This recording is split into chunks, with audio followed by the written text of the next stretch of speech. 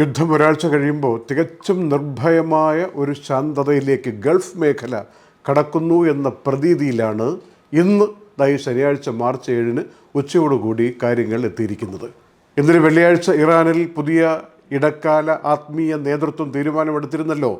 ഇനി അയൽവാസികൾക്ക് മേൽ ആക്രമണം നടത്തില്ല, അവരിങ്ങോട്ട് അടിച്ചില്ലെങ്കിൽ ഞങ്ങൾ അങ്ങോട്ട് അടിക്കില്ല, ഇതുവരെ ചെയ്തതിനൊക്കെ മാപ്പ് എന്ന് പറഞ്ഞുകൊണ്ടുള്ളൊരു പ്രഖ്യാപനം ഇന്ന് രാവിലെ പ്രസിഡന്റിൻ്റെ ഭാഗത്തുനിന്ന് വരികയും കൂടി ചെയ്തപ്പോൾ ഏതായാലും അന്തരീക്ഷം ഒന്ന് കലങ്ങിത്തെളിഞ്ഞു ഗൾഫ് മേഖലയിൽ എന്ന രൂപത്തിലാണ് ഇപ്പോൾ പോകുന്നത്. മാത്രമല്ല, ദുബായ് എയർപോർട്ടുകളിൽ നിന്ന് ഭാഗികമായിട്ടാണെങ്കിലും വളരെ വ്യക്തമായി സർവീസുകളൊക്കെ പുനരാരംഭിച്ചു. മാർച്ച് 31-നകം ടിക്കറ്റൊന്നും പ്രശ്നം കൂടാതെ, അഡീഷണൽ ചാർജൊന്നും കൂടാതെ യാത്ര ചെയ്യാമെന്നൊക്കെ ഫ്ലൈ ദുബായ് പ്രഖ്യാപിച്ചു. അങ്ങനെ ഒരു ശാന്തതയിലേക്ക് ഒരാഴ്ചയ്ക്കിപ്പുറം തിരിച്ചു വരുന്ന സാഹചര്യത്തിലൂടെ നമ്മളിപ്പോൾ കടന്നു പോവുകയാണ്. എന്നാൽ ഇസ്രയേലിൻ്റെ ഭാഗത്തു നിന്ന് അതിശക്തമായ ആക്രമണം ഇന്ന് രാവിലെയും ഇറാനിലുണ്ടായി. പ്രത്യേകിച്ച് ടെഹ്റാനിൽ വിമാനത്താവളത്തിൽ വിമാനങ്ങൾ കത്തിപ്പോകുന്ന വിധത്തിലുള്ള ആക്രമണമായിരുന്നു എന്നാണ് ചില റിപ്പോർട്ടുകൾ സൂചിപ്പിക്കുന്നത്. എങ്കിലും ഒരു കാരണവശാലും അമേരിക്കയുടെയോ ഇസ്രയേലിൻ്റെയോ നടപടികൾക്ക് മുന്നിൽ മുട്ടുമടക്കില്ല, കീഴടങ്ങില്ല, അങ്ങനെയുള്ള പ്രസ്താവനയുമായിട്ട് വരണ്ട എന്ന് ഇറാൻ്റെ പ്രസിഡന്റ് ഇന്ന് രാഷ്ട്രത്തോട് നടത്തിയ ഒരു അഭിസംബോധനയിൽ വ്യക്തമാക്കി എന്ന റിപ്പോർട്ടുകളും വരികയാണ്.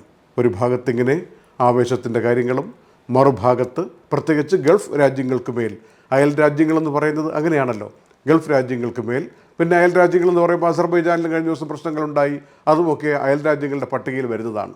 അങ്ങനെയുള്ള സ്ഥലങ്ങളിലൊന്നും ആക്രമണം നടത്തില്ല എന്ന് പറഞ്ഞതും, അവരിങ്ങോട്ടാരും ആക്രമണം നടത്തിയില്ലെങ്കിൽ ഞങ്ങൾ അങ്ങോട്ട് തിരിച്ച് ഒന്നും ചെയ്യില്ല എന്ന രൂപത്തിൽ വ്യക്തമായി പറഞ്ഞതും, ഇതുവരെ ചെയ്തതിന് മാപ്പപേക്ഷ നടത്തിയതുമൊക്കെ മേഖലയിൽ പുതിയൊരു ഉണർവിന് കാരണമായി എന്ന കാര്യം എല്ലാവരും ഇപ്പോൾ ചർച്ച ചെയ്യുകയാണ്. പക്ഷേ ഇതെല്ലാം കണ്ടും കേട്ടും സൗദി അറേബ്യ പറഞ്ഞൊരു കാര്യം കൂടി പ്രസക്തമാണ്, അതുകൂടി പറഞ്ഞ് അവസാനിപ്പിക്കാം. ഈ ആക്രമണം നടത്തില്ല എന്ന് പറഞ്ഞിട്ടുള്ള മിസ് കാൽക്കുലേഷൻ ഉണ്ടല്ലോ, അതങ്ങ് മാറ്റി വെച്ചേക്കണം. എവിടെയെങ്കിലും ആക്രമണം നടത്തുന്നെങ്കിൽ കൃത്യമായിട്ട് ആ സ്ഥലത്തേക്ക് തന്നെ ആക്രമണം നടത്തണം, അല്ലാതെ തെറ്റിപ്പോയി എന്ന് പറയാനുള്ള സാഹചര്യം ഉണ്ടാക്കരുത് എന്ന് ഭംഗ്യന്തരേണ പറഞ്ഞത് കാര്യമായിട്ട് എടുക്കേണ്ട ഒരു വിഷയം തന്നെയാണ്. ഏതായാലും സമാധാനത്തിലേക്ക് മേഖല എത്രയും വേഗം തിരിച്ചു വരട്ടെ. പക്ഷേ ഇന്ന് രാവിലെയും ഒരു കാര്യം ഓർക്കണം, ഇന്ന് രാവിലെയും അലർട്ടുകൾ വരികയും UAEയുടെ മിസൈൽ സിസ്റ്റം അതിശക്തമായി ഇൻ്റർസെപ്റ്റ് ചെയ്ത സാഹചര്യം ഉണ്ടാവുകയും ചെയ്തത് എല്ലാവർക്കും അറിയാവുന്നതാണ്.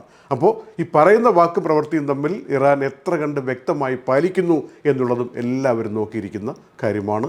അങ്ങനെ തന്നെ ആയി വരട്ടെ എന്ന് ആശിക്കുകയാണ്. ഇറാൻ പ്രസിഡന്റിൻ്റെ മാപ്പപേക്ഷയും ഇനി അയൽ രാജ്യങ്ങളെ ആക്രമിക്കില്ലെന്ന പ്രഖ്യാപനവും വന്നതിന് ശേഷം ഖത്തറിന് നേർക്കും ഇറാൻ്റെ ഭാഗത്തു നിന്ന് മിസൈലുകൾ പോയതും, അവിടെ നിന്ന് ഖത്തറിൻ്റെ മിസൈൽ പ്രതിരോധ സംവിധാനം ഇൻ്റർസെപ്റ്റ് ചെയ്തതും സംബന്ധിച്ച വാർത്തയും വന്നുകൊണ്ടിരിക്കുന്നു എന്നുള്ള കാര്യം കൂടി നമ്മൾ അറിയേണ്ടതുണ്ട്.